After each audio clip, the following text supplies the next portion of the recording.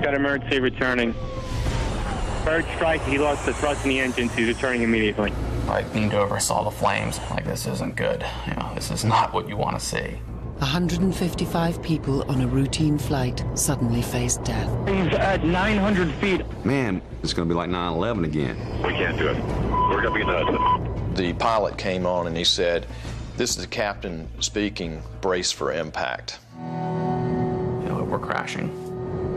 So I quickly typed out a text. Plane's on fire and I love you and the girls. I felt sad that I might be leaving a family so young. I was not ready to die yet. I had too many things to do. Saturday's going down. I and a lot of others thought this is it, like this is the end. I reached over and held the hand of the lady next to me and prepared to be a dead man.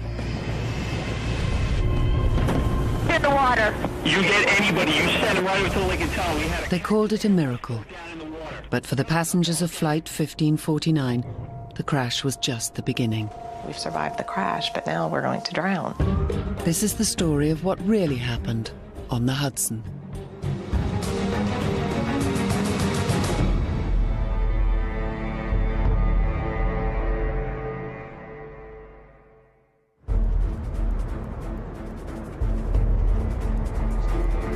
Otherwise breezy, bitterly cold overnight, although down to 8 degrees. Some sunshine tomorrow, but windy and very cold. New York City, Thursday, the 15th of January.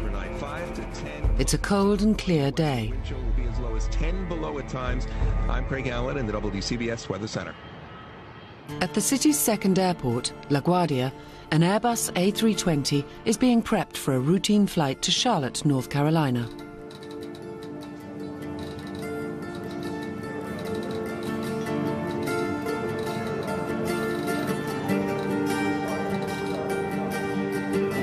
One regular commuter on the New York-Charlotte hop is business consultant Vicki Barnhart.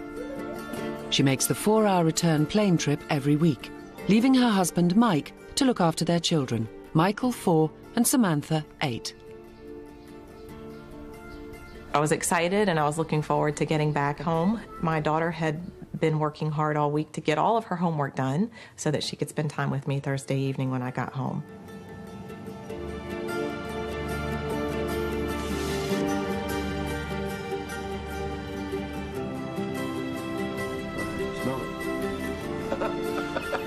Robert Cullajay is a retired postal worker and proud grandfather from Massachusetts. He's heading south for a holiday with his 31-year-old son, Jeff. My dad's just a cool guy, you know. I just think of him as a friend. Jeff is more of a best friend than a son because we've done everything as a family together all our lives. Star. It's really hard to explain. I mean, it's a total bond.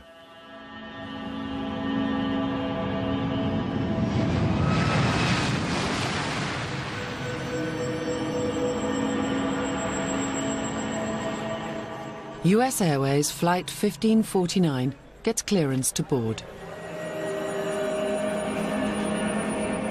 But when father and son, Rob and Jeff Cullajay, check in, there's a hitch. The flight is almost full. Rob is assigned a seat in row 6, but Jeff has to sit separately, near the back of the plane. Last-minute flight, we couldn't sit together, and Jeff, my son, ended up in seat 24. You know, we didn't even think anything about it, one way or the other. On an ordinary day, a minor inconvenience. But today, it means they will face death alone. Vicki Barnhart is also unhappy with her seat, in the jet's back row. I don't like sitting in the back, but the flight was packed. That was the only seat. I did try to actually move my seat closer to the front, but there wasn't, so I just stuck with it. Obviously, had no choice.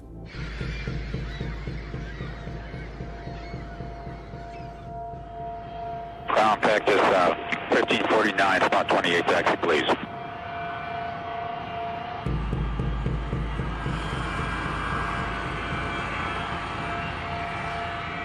At 3:24 p.m., the flight, call sign Cactus 1549, is cleared for takeoff.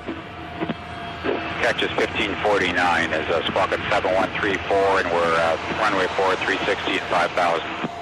Okay, 1549, LaGuardia clearance. Feedback back ground point 7, verify information, Papa. We have Papa, thank you. Cactus South. The Airbus A320 takes off from LaGuardia's northeast runway.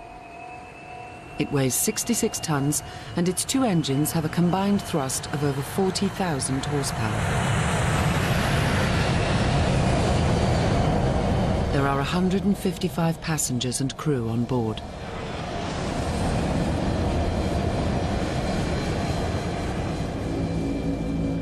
The flight path will take them north, over New York City, before turning west to head for Charlotte. The flight is scheduled to take 2 hours. It will actually last less than 6 minutes. There was nothing going on this flight to make me think that it was anything other than a flight I'd probably get on and probably sleep. Flying at over 250 miles per hour, the plane climbs over the densely populated Bronx. 54 seconds later, with engines still at takeoff thrust, the jet reaches 3,200 feet. Sales manager Mark Hood, traveling first class, is in seat 2A. It's a beautiful day. The sun's shining, it's crisp and cold outside. Out of the corner of my left eye, I glanced out the window and I saw what looked like a gray shape shoot by the window and hit the engine. I knew immediately that the engine had been impacted because it sounded like a colossal bam. It startled everyone. What was that? What was going on? I leaned over and saw the flames, and at that point, like, this isn't good. You know, this is not what you want to see. The captain immediately reports in to air traffic control. This is Cactus 1539. Hit burst through lost thrust on both engines, returning back towards LaGuardia. You turn left heading up 220. 220. With both engines out, the Airbus is dropping at 18 feet per second. At that rate, the Airbus will crash land in New York in less than 3 minutes' time. Terrain ahead. Pull up.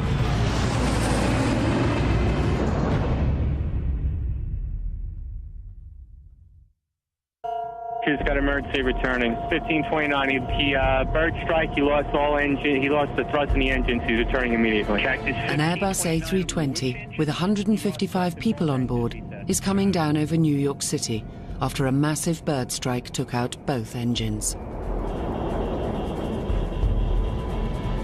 The fate of the passengers and crew now rests entirely on the flying skills of Captain Chesley Sullenberger, nicknamed Sully. Married with 2 daughters, he is 58 years old, just 7 years from retirement. He has flown for US Airways for nearly 30 years. The defining moment of his life and the lives of 154 other people is less than 3 minutes away.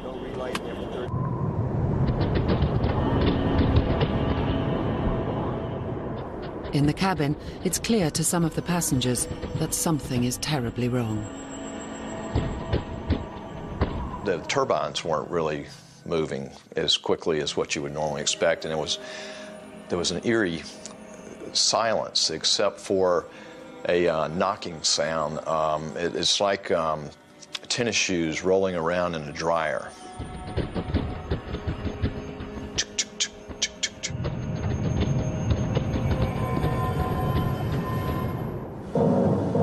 Okay, that was a bird strike. Now the power is beginning to roll back, indicating that we do have a loss of power on both engines. Former Airbus pilot Jay Joseph is flying a flight simulator, which is an exact copy of the Airbus A320 cockpit interior. It is programmed to simulate a jet's second-by-second response to a double-engine failure at 3,200 feet. Every flashing light and instrument display is what the pilots would have seen and heard when disaster struck Flight 1549. Ahead. Now the co-pilot is executing the dual engine failure checklist at this time, attempting to get a relight on perhaps one or both engines. Okay, he's continuing with the quick engine start checklist at this point. While Captain Sullenberger flies the plane, the co-pilot works through the procedure in the Airbus manual in a bid to restart at least one engine. The point that the aircraft lost thrust on both engines, it was essentially a glider, a 140,000-pound glider.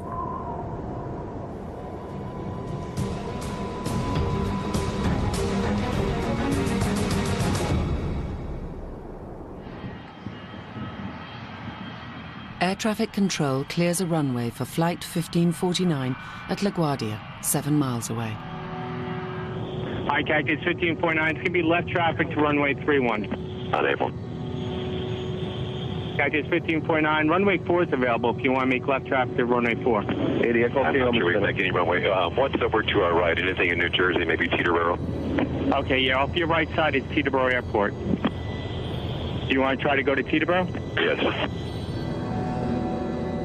Ahead of him is Teterboro in New Jersey, but even that is 6 miles away.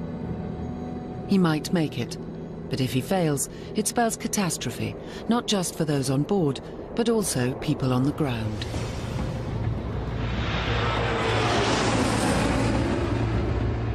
As a professional pilot, Captain Sullenberger is trained to be calm in any situation. But in a later interview, his inner turmoil becomes apparent. It was the worst, sickening, pit of your stomach falling through the floor feeling I've ever felt in my life.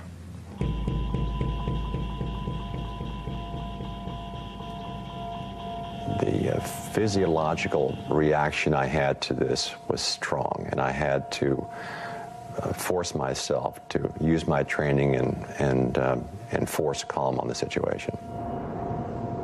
Flight 1549 will hit the ground in less than 2 minutes. Captain Sullenberger decides. LaGuardia is too far. Teterboro is too far. As he looks ahead, he can see one final option.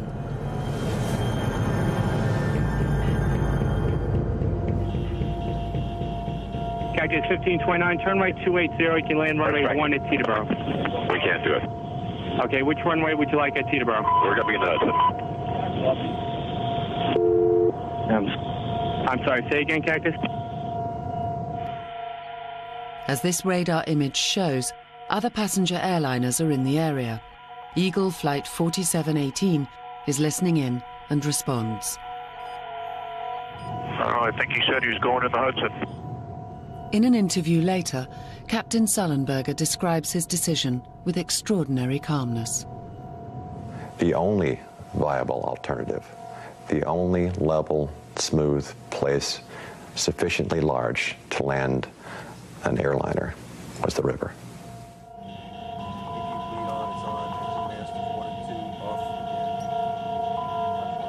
This has the potential to be catastrophic. To set himself up for an unplanned water landing is unprecedented. Nobody would have been thinking about that. Forced landings on water usually end in disaster. In 1996, an Ethiopian Airlines Boeing 767 cartwheeled on landing after ditching in the Indian Ocean at the end of a bungled hijack attempt. 125 of the 175 people on board died.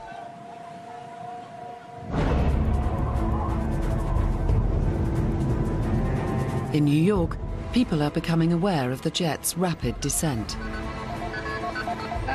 124 with emergency. Plane went down in New Jersey. Operator 219. Yeah, I'm witnessing the airplane is going down. It's on fire on the left lane. Where? I'm in the Bronx. Oh my God. Was it a large or small plane or what? A big jet.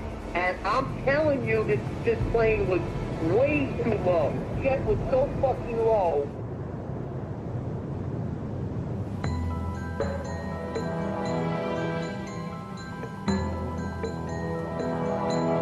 The captain has had no time to tell the passengers what he is attempting, but they know they are going down. And I remember the gentleman sitting in 1A grabbing my arm and saying, "We're going to die, aren't we? We're going to die." I'm thinking to myself, this cannot be happening. This cannot be real. This, you know, it was like a bad dream. Ditching in the Hudson is Flight 1549's last chance. But standing in the way is a 600-foot-high obstacle.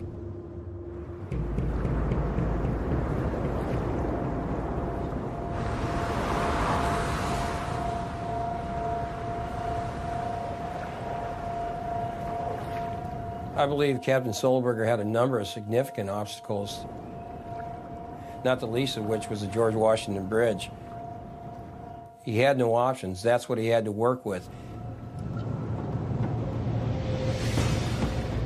Terrain ahead. Pull up. Terrain ahead. Pull up. Terrain ahead. Pull up. Terrain ahead. Pull up.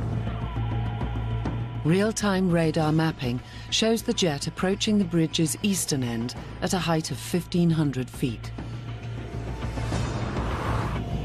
Pull up. Terrain ahead. Pull up.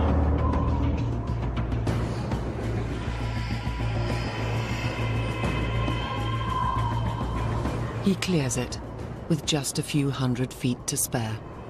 The George Washington Bridge was not something that he had planned for in that approach, I can assure you of that. Emergency electrical power manual on. Whether or not he factored in the bridge, Captain Sullenberger navigates around it with extraordinary skill and makes a turn to line up over the Hudson.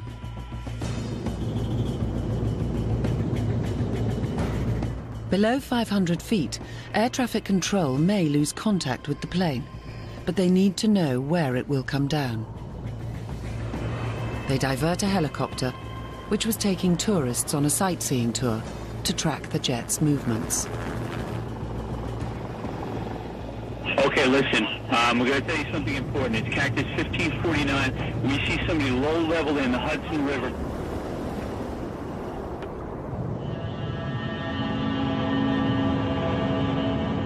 The young lady sitting next to me said, "We're going to crash, aren't we?" I said, "Yeah, I think we're going to."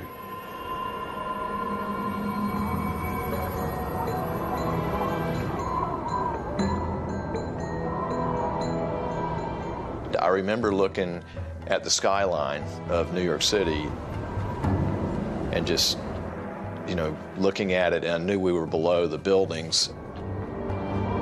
Man, we could hit a building. I don't want to hit a building because it's going to be like 9/11 again. Tango Alpha, it looks like there's maybe an incident here. Terrain ahead. Pull up. Terrain ahead. Pull up. We got a target on him, but he looks like he's low level. Okay. Okay? All right.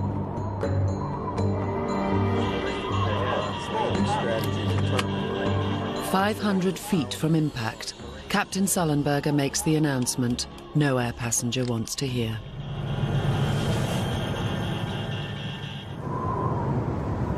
The pilot came on and he said, "This is the captain speaking, brace for impact." I and a lot of others thought, this is it. It was eerie that the flight attendants in unison kept saying, "Brace, brace, brace." And then it was a silence for a second. And then they said, "Brace, brace, brace." And it was very eerie. It was one of those moments that was out of an Alfred Hitchcock movie.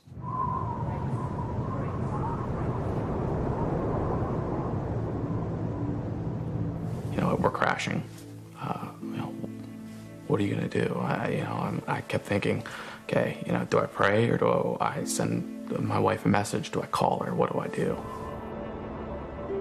So I quickly typed out a text. And I said, you know, plane's on fire and I love you and the girls. And I hit send. And I remember looking at the phone and seeing the indicator light that the message got out. And I just kind of felt a sense of relief at that point that, you know, I got a chance to say goodbye.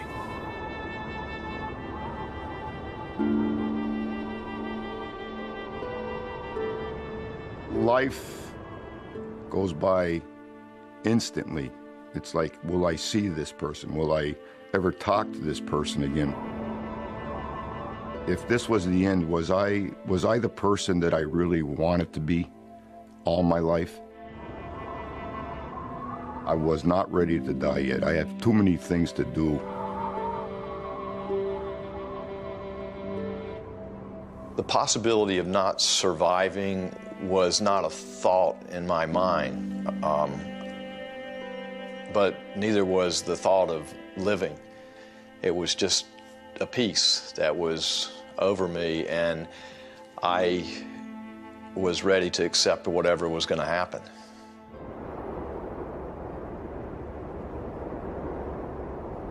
Two Tango Alpha, is he still flying? Still flying. I reached over and held the hand of the lady next to me and prepared to be a dead man. Going down. Two Tango Alpha, roger.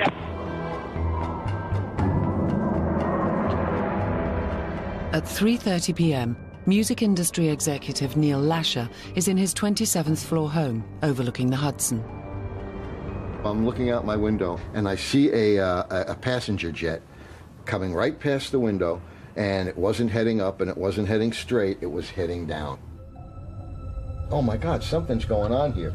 It was unbelievable.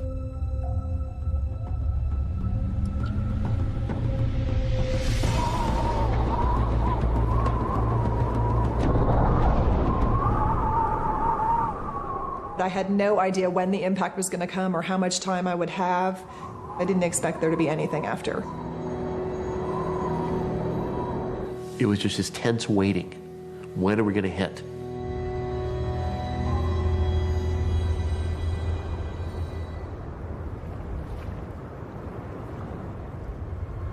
Saturday's going down. Roger.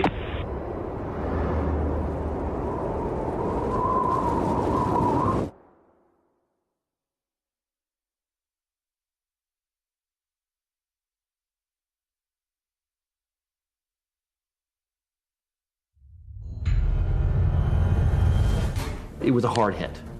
Absolutely the hardest landing I've ever been in. We hit the water, and you could feel a definite jarring. My knee hit my sternum and actually cracked my sternum. But it was just a jerking motion, and then it was just slowing down, and the plane actually groaned. You know, it was, whoa.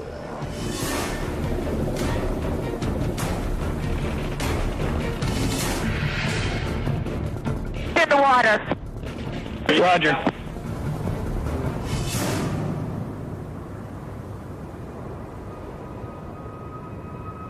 I thought it was going to break apart. I thought it was going to blow up. I had no idea. Calls to 911 pour in from all over the city. 911 operator wants to know what is the emergency? A plane just crashed into the Hudson River. Okay, just passed. It went into the Hudson River? Yeah, an airplane just crashed into the Hudson River. Operator 139, where's your emergency? A plane has just crashed into the Hudson River. Oh my gosh.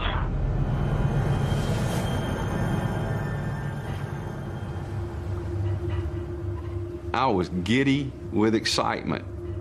We're not dying today. What nobody knows is that the impact caused a breach near the plane's tail. And that's not all. The Airbus is equipped with a system that seals all the aircraft's vents and outlets to stop it taking on water after ditching. The procedure calls for one of the pilots to press the ditch button above their head. But on Flight 1549, nobody pressed it. There simply wasn't enough time to press the ditch button. The fact that they got as much done with the amount of time available is unbelievable. When the engines failed, the co-pilot worked through a 3-page technical checklist in a desperate bid to restart them. It's the right procedure, but it's designed for a descent from 35,000 feet, not 3,000. The ditch button is at the very end of this particular checklist. They simply didn't have time to get to it. Now, with power to the controls lost, the switch will no longer work. This and the impact damage mean that water is flooding into the plane. The captain of Flight 1549 has saved his plane with an incredible feat of flying. But in the heart of New York City, the passengers and crew must now cheat death for a second time. As the water is coming in so quickly, I'm starting to think, I may be drowning. This may be, we've survived the crash, but now we're going to drown.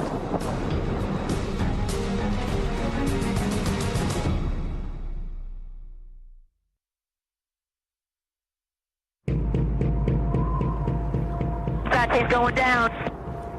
Roger. In the water. Roger.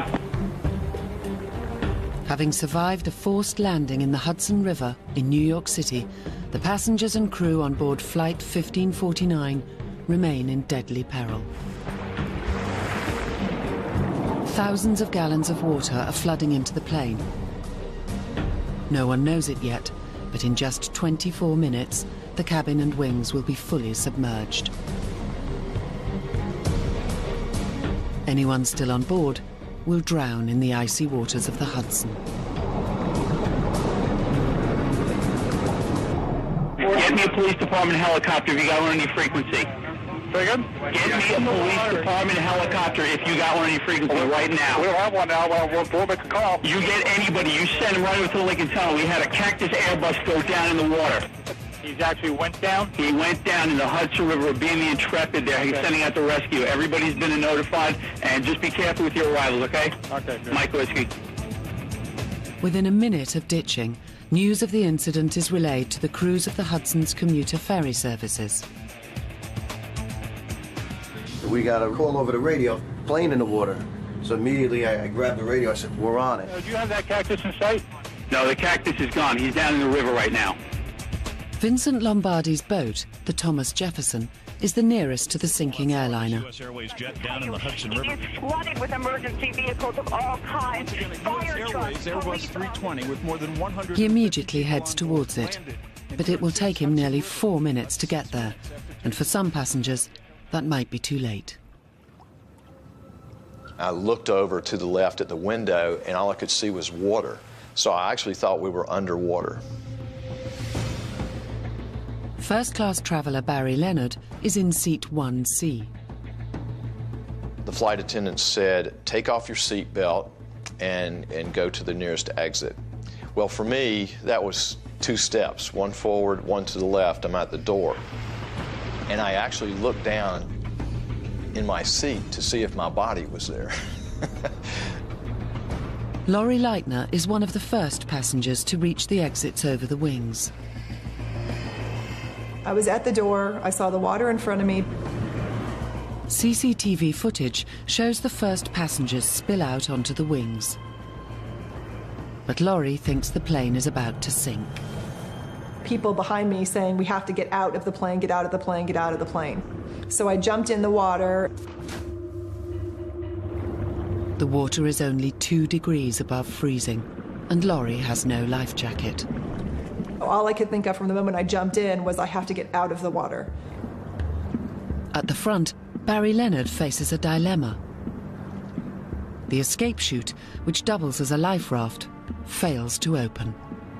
And all of a sudden she said, jump, jump, jump. I looked at the water and then I jumped out. It's just straight out. Unfortunately, I didn't have a life vest. I didn't have a seat cushion. I had nothing. I've never experienced anything as cold as that in my life. I knew from reading that I probably had 5 minutes before I started to lose my faculties. At the back of the plane, the situation is critical. Water is flooding the rear, causing it to sink. And both exit doors are submerged, so can't be opened. Vicky Barnhart is in the back row. As the water is coming in so quickly, I'm starting to think, this may be how I'm dying now. I'm going to drown. It just felt like it was getting deeper and deeper. And I remember just thinking, I have to tell my family goodbye. I flipped open my phone. I knew it would just take 2 pushes of a button to call my husband, and that's what I did. Of course, I got his voicemail. I got a phone call from her I just assumed that they were on the ramp and that she was going to be delayed. I just basically said, I think this is it. My plane has crashed. I love you. I love the kids. And I love you, I love you, I love you. I think that's basically what I said. But about 15 minutes later, checked her voicemail, and that's when, she basically said, we crashed. She was screaming into the phone. Everybody around her was screaming. I felt somewhat peaceful. But I was also sad that I might be leaving a family so young.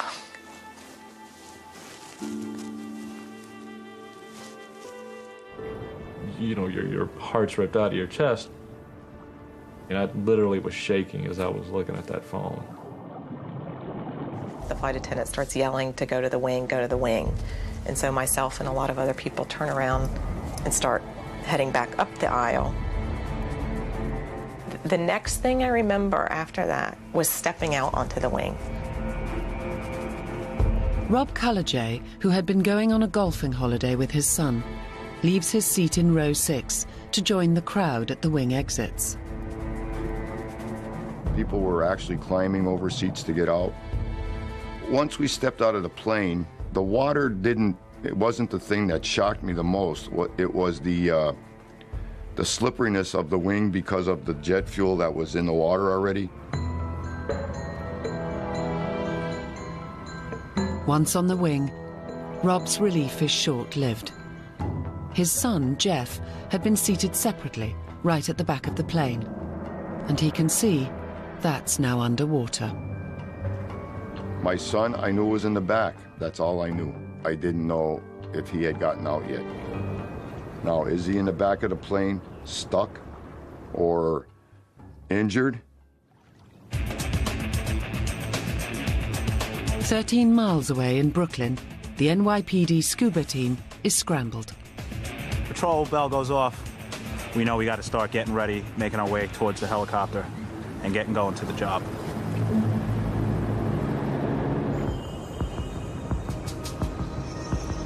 At the plane, several people have fallen off the wing or jumped into the water. And you could see the fear and terror in her face. And I said, "Miss, don't give up." I actually slid down into the water off the wing and grabbed her and pulled her onto the wing, yelling all the time, "You're going to make it, you're going to make it." Nick Gamache is one of the last to reach the plane's forward exits, where Captain Sullenberger is ushering people into the rafts. He was just kind of standing there, and he was the picture of calm. I mean, we just crashed a plane, and here he is. I mean, he's wearing his captain's jacket. And he was, just telling people, get into the rafts, get into the rafts. And he was yelling at people from the back to come up to the front.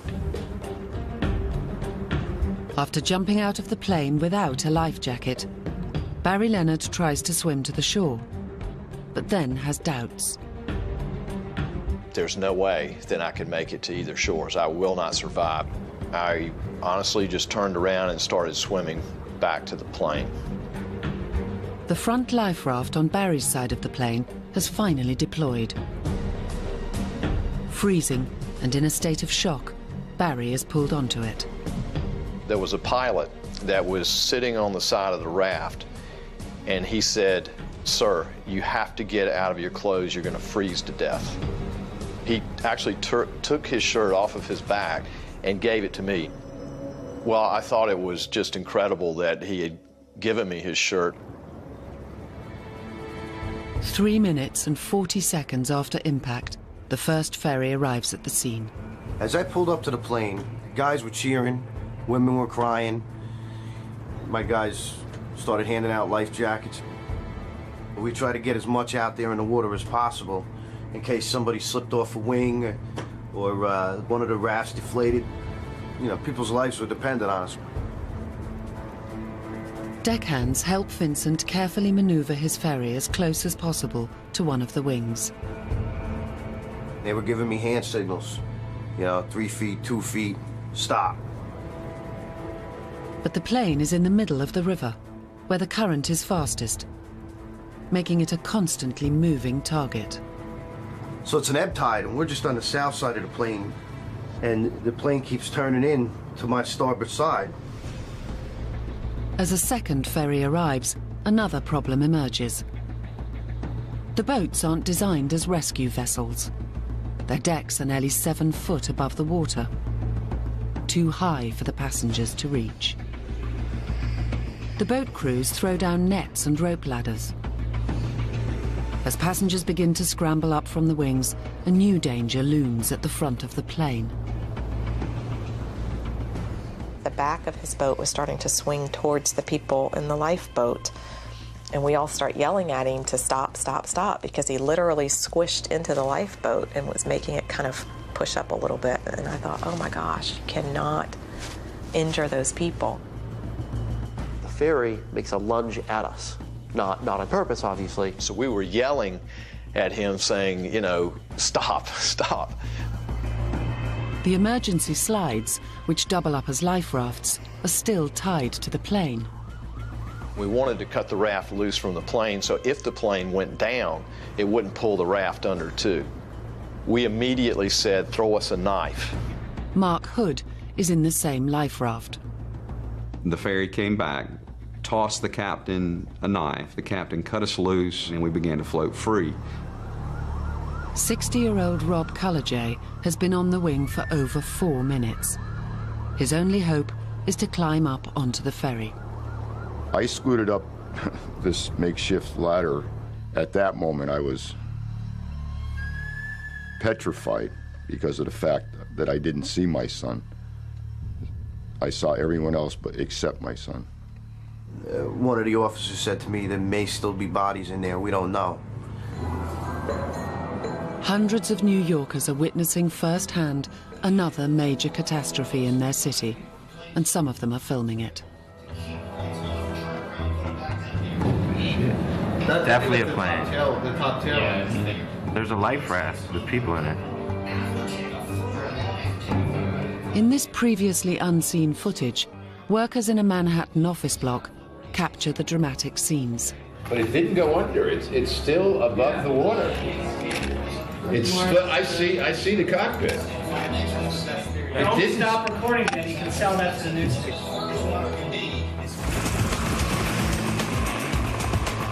When the NYPD scuba team arrive, they find a scene of chaos. 7 boats, including a US Coast Guard vessel, are pulling people off the rafts and wings.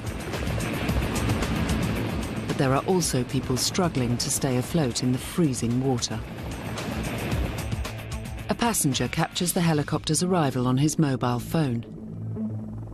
I remember climbing up the ladder as the helicopter showed up, and it was kicking up spray and dust, and I just remember thinking, you know, here I am climbing up this ladder, and the wind shear from this helicopter is going to drop me into the river.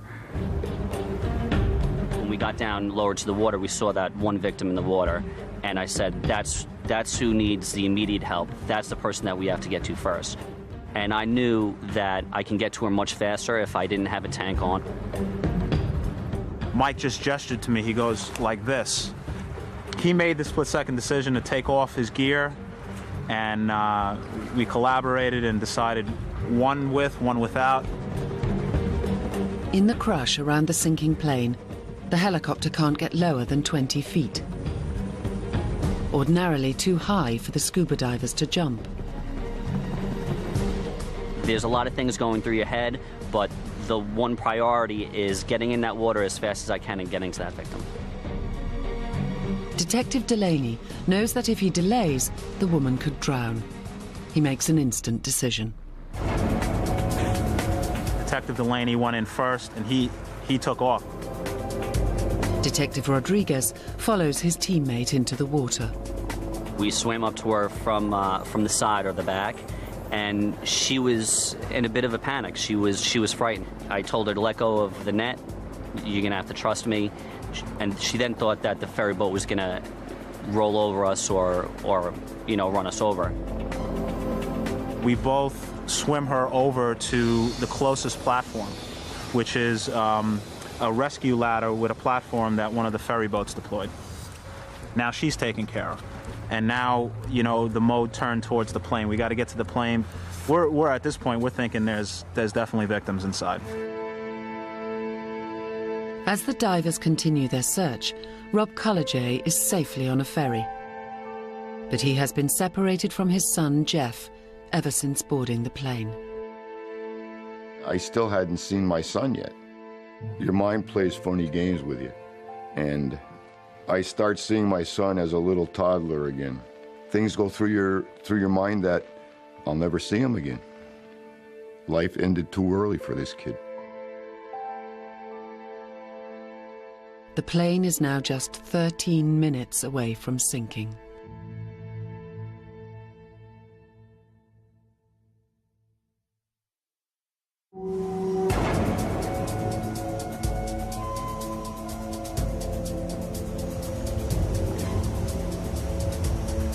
The rescue effort to save the passengers of Flight 1549 has been underway for 12 minutes. The rescuers don't know it, but they've only got another 13 minutes to get everyone out of the water before the plane starts to slip below the surface. And there may still be victims inside. I entered the plane from the wing's emergency exit windows, and I made my way very slowly. I finally make it to the center aisle after moving away some luggage. And at that point, I hear my partner screaming, "Get out of the aircraft." I told him to wait a minute. I took a good clean look, ducked my head underwater a bit, felt around, didn't feel anything. I hear him screaming again, and he says, "Get out, get out." And he makes a motion like that, and I didn't argue with him. I get out of the aircraft. He saw a shift in the airplane, and he saw the water line going above some of the headrest in the aft part of the aircraft. So that was it was a good call. 3:55 p.m., 25 minutes after crash landing on the Hudson, half the plane's cabin is now submerged. Carlisle Lucas, captain of the ferry Athena, pulls alongside the life raft, carrying Captain Sullenberger. The pilot, he was the last man out, and he came up and sat down in the upstairs cabin here on the boat. And then I asked him, do you think everyone got out of the airplane? He said, I went down the aisle twice and looked in every seat. He goes, everyone's off that airplane. Shocked passengers are ferried to the harbour side. Rob Cullejay is among them. I'll always remember one policeman coming over to me and asked me how are you? Why are you crying? I said, I don't know if my son's alive. More and more police officers were coming up to me and asking me, what did he look like? What did he have on? As police search for his son, Jeff, Rob is recuperating at a temporary aid station on the New Jersey side of the river. It's almost 4 hours since Rob last saw his son. He is beginning to lose hope when suddenly there is a phone call.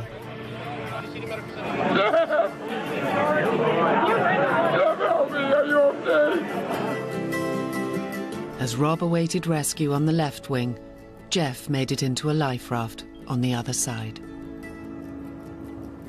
We're alive. I couldn't believe it. I really couldn't believe it because I had just nightmares of twisted metal and going underneath the water and just everything. Father and son are finally reunited. We just shared a big hug, and it was just really a cool feeling. Very emotional. He's saying, Dad, please, don't cry, don't cry. Didn't want to let go, and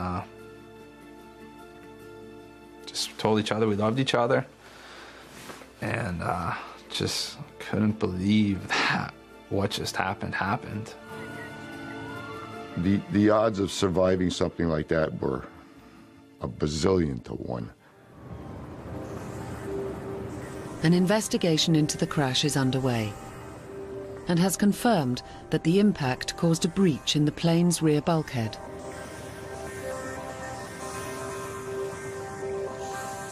What is not in question is the scale of Captain Chesley Sullenberger's achievement. The outcome of Flight 1549 could have been very different. There are so many things that could have gone wrong that went perfectly right in this specific instance. Flight 1549's double bird strike occurred at 3,200 feet. Most bird strikes occur at under 500 feet.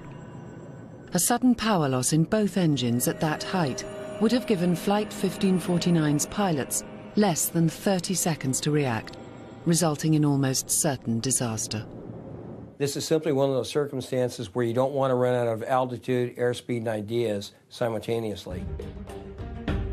Captain Sullenberger knew that he had to bring the aircraft down tail first, at an angle of 11 degrees.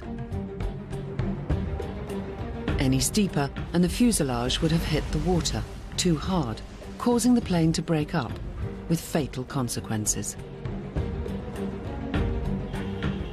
But speed was also critical. There was very, very little margin for error. If he would have run out of airspeed at 100 feet, it could have been catastrophic. Captain Sullenberger must touch down at no less than 130 knots, or risk a fatal stall. If his airspeed falls too low, the only way to increase it is to drop the nose. But that would risk the engines hitting the water first, causing violent deceleration that could tear the aircraft apart.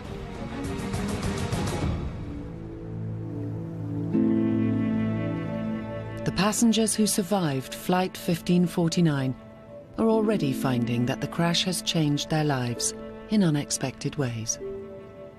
I know there's other things I'm supposed to do with my life, and I think there's 154 other people that also have something that they're supposed to do with their life.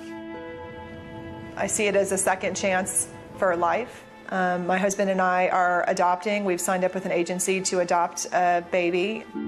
I've questioned everything now. You know, is this the type of work I'm supposed to be doing? You know, there's so many things that you can't help but to question and wonder what's next. Enjoy life. Live for today, don't live for tomorrow. My life has been touched by a miracle, so I have to give back some sort of, to something. I was supposed to be a dead man. I try to get up every morning and look at my wife differently, hug my kids differently. I wanted to get home and see my family, and I flew home. I remember I paid attention to the safety instructions. I just kind of sat there, and every time I thought about it, I just kind of smiled. I was like, I was in a plane crash. And, you know, you're emotionally just like, it can't happen twice. There's a storm brewing in post-war England this Saturday on 4. Imelda Staunton stars in the BAFTA-winning Vera Drake. That's Saturday at 9. Next tonight, no money and no real clue. Gordon's off to California for Ramsey's Kitchen Nightmares, USA.